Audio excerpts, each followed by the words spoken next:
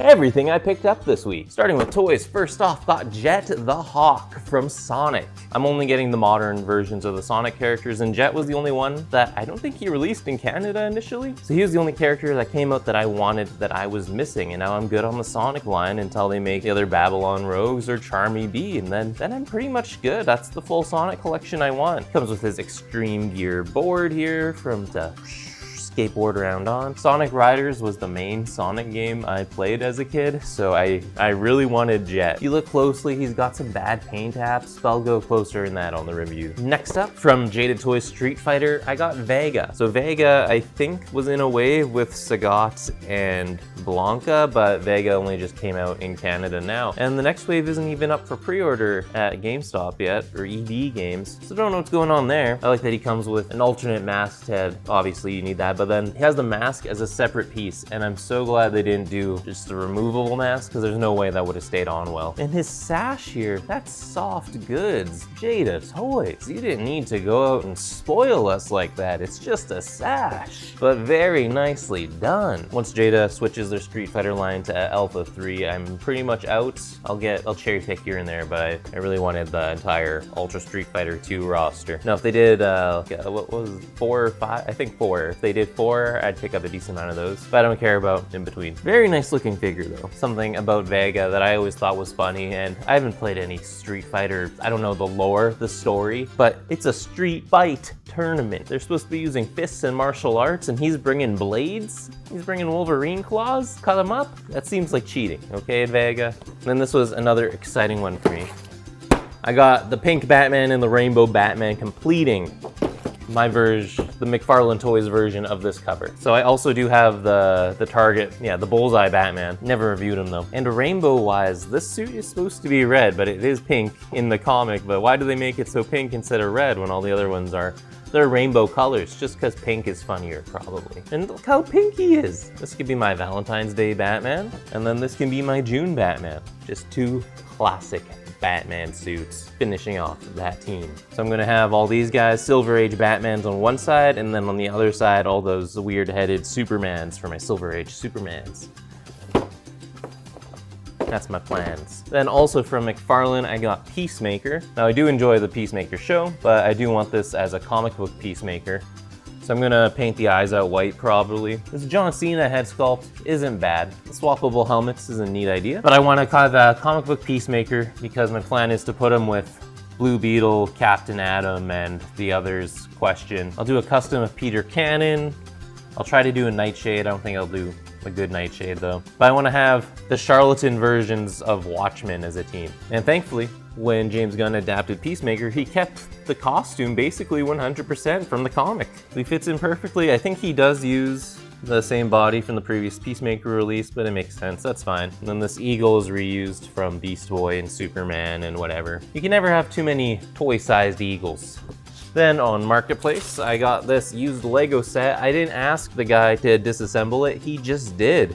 So I'm gonna be building this, I guess, in the extended version of this video. Finally, I got the G.I Joe Classified series Budo, mainly because I wanted a samurai on the shelf. And a fun thing here is he comes with enough parts and pieces for 2 entirely different samurai outfits. And I have a Snake Eyes I didn't want, but I got because it came with Timber and I really wanted a Timber. So I'll just do some part swapping, put the long hair head on that Snake Eyes body, the samurai parts on top of it, and boom, I got 2 samurai then. Yeah, this thing is awesome. Looking forward to opening it up. I had no idea who the character of Kyle Gesso was before this, but now I have an action figure of him. All right, let's get this build going. So this is a nice little slushy truck to add to my Lego food truck collection, because I'm trying to build a little Lego city, and my denizens, they need something to consume. The main minifigure here is a little guy dressed as a penguin, and that is adorable. We're almost there, and there you have it. It is a completed slushy truck. This was a solid build. I found it a little boxy though. I think that was really good. Yeah. The stickers are well done and nice. They're good graphics. This one has a sliding opening closing window, and then this thing moves and it has a big door here to display the minifigure, I guess. But then for new comic book day, I picked up Cheetah and Cheshire Rob the Justice League issue 4, DC KO Night Fight issue 1. I do find it a little silly that Batman got his own entire miniseries that is a tournament, but I'm also a sucker for Batman, so I did get it. Batman issue 3, Batgirl issue 13, Adventures of Superman Book of L issue 3. This is my pick of the week because it's the start of the Dreadnok War in G.I Joe issue 13, Void Rivals issue 24, Moon Knight Fist of Khonshu issue 14, The Avengers issue 32, Miles Morales Spider-Man issue 40, an Age of Revelation miniseries with long shots, and Ultimate X-Men issue 14.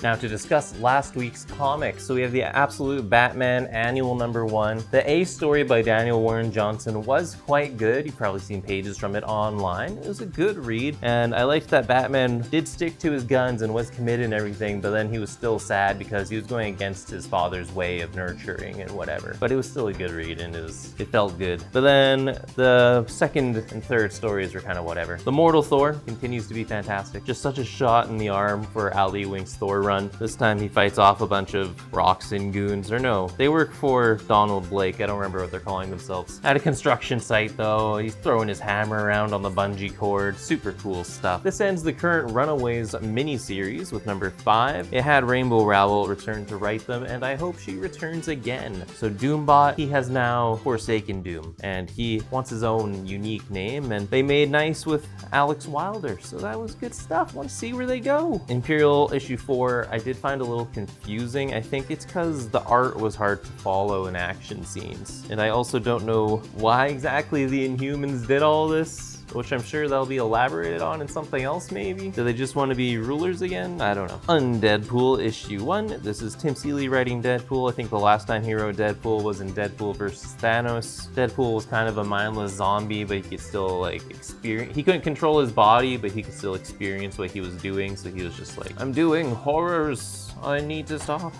Then he gets his mind back at the end, whatever. It's a good issue of Radiant Black, and it introduced a government-sponsored Radiant Black who's called, I think he's calling himself Horizon? No, that's not right. I have checked, he is calling himself Horizon. And they have callbacks to Cal Hagen's, I think, first Image series, Cowl. So that's neat. Cowl existed in Radiant Black already, but it was as a movie, but now it's a real-life thing within their world. So looking forward to see where this goes. So there's everything I picked up this week. Let me know what you're reading and what you want to see reviewed first.